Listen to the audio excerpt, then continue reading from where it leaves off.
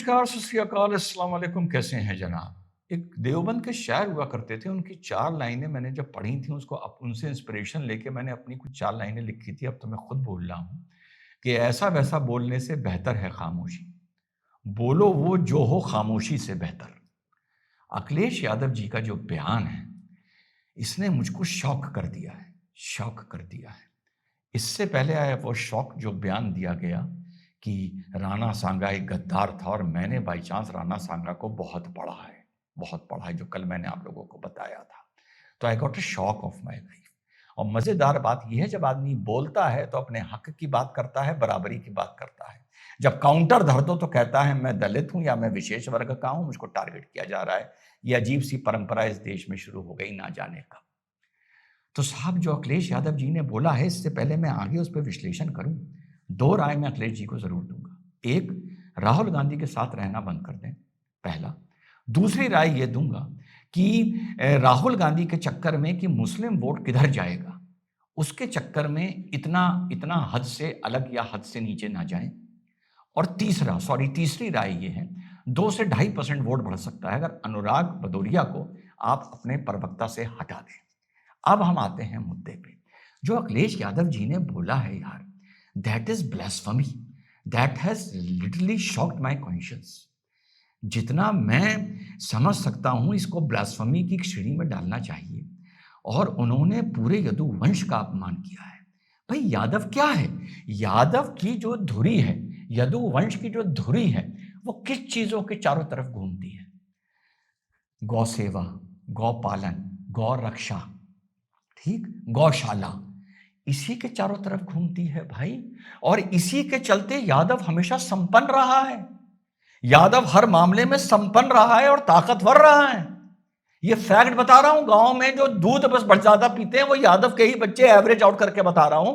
अपवाद हटा दें, कोई खाता पीते कोई और किसी जाति का या आदमी को आप हटा दें, यादव का बच्चा पीता है, इसीलिए उसमें दम होता है। और उन्होंने पूरे कुल का अपमान किया है भाई, पूरे कुल का। यानी इनको अगर ये चीज चुनाव के आसपास बोली गई होती तो इनका सुपड़ा साफ हो जाता। यानी इतना बड़ा अपमान कि गौशाला से बदबू आती है और बीजेपी को बदबू पसंद है, इसलिए गौशाला बन रहे हैं। अरे, आपको कोई आपत्ति है, आप गौशाला पर आपत्ति करिए, उसके रखरखाव पे आपत्ति करिए। आप कहिए कि सपा के कार्यकर्ता डीएम कार्यालयों का घेराव करेंगे। किस लिए घेराव करेंगे? क्योंकि गौशाला में अच्छा रखरखाव नहीं हो रहा है। जो भी आपका आर्गुमेंट हो पॉलिटिकल, लेकिन इतना इतना अलग हट, इतना गिर जाना, ऐसी बात बोल देना यार, गोबर के लिए। माने वो गोबर जो जीवन का स्रोत है। जो 2 कौड़ी के लोग गौमूत्र पे हंसते हैं, वो मूत्र के साथ गोबर भी आता है।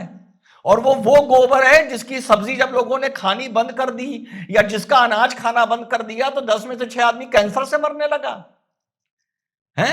वो वरदान है, वो जीवन के लिए वरदान है। वो गोबर जिसकी सब्जी ऑर्गेनिक बनती है, वो हमारे लिए वरदान है। वो पर्यावरण के लिए वरदान है। उसका पानी गीला करके मार दो पेड़ों पे तो कीड़ा नहीं लगता है। वो पूरे पर्यावरण को शुद्ध करता है। वो एंटीसेप्टिक है। क्या क्या देती है गायें, क्या क्या देती है गायें। और आपने वो MY फैक्टर के लिए और तुष्टिकरण के लिए अखिलेश यादव जी क्या बोल दिया। इट हैज सो सरप्राइज्ड मी। ये बोलने की आपको क्या जरूरत थी और कहां से आपके जहन में किसको खुश करने के लिए ये बात आपके दिमाग में आई? It is so surprising and so sad. मतलब कृष्ण जी का जहां से यदुवंश जाके जुड़ता है, कृष्ण जी की कोई भी बात, कोई भी किस्सा बिना गौ के नहीं हो सकती, बिना गौ के नहीं हो सकती। को पूरे यदुवंश से माफी मांगनी चाहिए। भूलो तुम बीजेपी यार, भूलो पॉलिटिक्स। पूरे यदुवंश से, अपने पिताजी से, कृष्ण जी से, कृष्ण जी के वंश यदुवंशी होते हुए तुम क्या बोल गए भाई?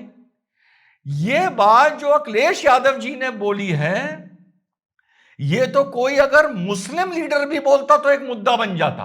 कोई लीडर, मैं तो अपना किस्सा बाद में बताऊंगा, गौ का से जुड़ा हुआ, वो साहब एक मुद्दा बन जाता। ये तो इन्होंने ही बोल दी। ब्लास्फेमी है ये, ब्लास्फेमी अपने यदुवंश के लिए। और इससे ज्यादा आदमी इस पे क्या कमेंट करे और क्या बोले। पर अगर आप मेरी सुने तो जो हमारा हनुमानगढ़ी बनकर आप लोग के आशीर्वाद से और दुआओं से तैयार हुआ है, उसमें अब हम एक घाट भी निकालना है। मैंने रास्ता घाट के लिए दिया था, थोड़ी सी मेरी ज़मीन जा रही थी, लेकिन वहाँ पर जब मंदिर है तो घाट तक का रास्ता भी देना मेरी ही जिम्मेदारी हो गई। तो मेरी ज़मीन से किनारे से घाट का रास्ता निकलता है और वहीं पे मेरा मुख्य द्वार है, और वो पूरा इलाका यादव भाइयों का है, पूरा इलाका। और उनके सैकड़ों सैकड़ों सैकड़ों मवेशी वहाँ पे आते हैं, भैंस आते हैं, गायें आती हैं, और वो वहीं से होकर, ये था कि ये नदी में जाती थी। पर जब तक रास्ता खाली पड़ा था, जब मैंने परचेज कर लिया तो वो रास्ता मेरे में आ गया, जो गांव में जैसे रास्ते बना लिए जाते हैं। तो मैंने कहा नहीं, मैं ये डिससर्विस इस गांव के प्रति नहीं कर सकता, इन गांव के प्रति नहीं कर सकता कि मैं आके यहाँ रास्ता बंद कर लूं और उधर मैं बजरंगगढ़ी का मंदिर भी बनाऊं। तो मेरे यहाँ जो मेरे छोटे से फार्म का मुख्य द्वार है, उस मुख्य द्वार से बिल्कुल जुड़ा हुआ घाट का रास्ता है, जहां पर श्रद्धालु भी घाट पर जाएंगे और जहां मवेशी घाट पर जाते हैं। और मेरे मुख्य द्वार पर भैंसों का, यहां मैं भैंसे भी कहूंगा क्योंकि काफी आती हैं, और गांव का जमावड़ा लगता है, क्योंकि एक शाम में 2, 250, 300 वहां पर मवेशी आते हैं। तो वहां पर जमावड़ा लगता है मेरे द्वार पर। यार वो मुझे नहीं अफेक्ट करता। और मैंने अभी एक प्रोग्राम फर्दर बनाया है हनुमानगढ़ी जी के बाद, उसके बाद बीच में मेरा फार्म आ गया। साइड से आप निकल के चले जाएंगे तो आप घाट पहुंच जाएंगे। राइट हैंड साइड की मैं कोशिश कर रहा हूं कि मुझे 1 बीघा जमीन में परचेज कर लूं, जहां पर मैं गौशाला बनाऊंगा। तो एक वो पैकेज बन जाएगा मेरे लिए, किसी श्रद्धालु के लिए, कि इधर बजरंगगढ़ी है, इधर गौशाला है, चाहो गौ सेवा कर दो, और इधर से निकल के जाओ तो घाट भी है। तो बड़ा अच्छा ट्रायंगल बनेगा, ट्रायंगल। और मजे की बात देखिए, मेरा फार्म उस ट्रायंगल के बीच में आ रहा है। यानी जहां मेरा छोटा सा एक आउट हाउस बन रहा है, काम शुरू हो गया है, पर पहले मैंने कहा था बजरंगगढ़ी का काम करवा दूं, उससे बिल्कुल बगल में मैं अपना गौशाला डालने का मन बना रहा हूं, अपना इन्वेस्टमेंट कर कर। और वो जगह मुझसे मुश्किल से 30 या 40 मीटर दूर होगी, जहां मैं गौशाला डालने की कोशिश कर रहा हूं, मेरा इरादा है। और मेरे तो दिमाग में भी नहीं आया कि उस गौशाला की बदबू आएगी यार। जहां मिशन भारत है, जहां मिशन भारत है, वहां जो लोग आए हैं, वहां जो हम वर्मी कंपोस्ट बनाते हैं, वो भी भैया गोबर से बनती है, और गाय के गोबर से ही बनती है। तो जहां पर हमारे बेड बनते हैं, जहां पे वर्मी कंपोस्ट का, गोबर का बेड बनता है, उसके बीच में दीवार है मेरे घर की, छोटे से आउट हाउस की खिड़की है, और उसके बिल्कुल बगल में मेरा बेड है।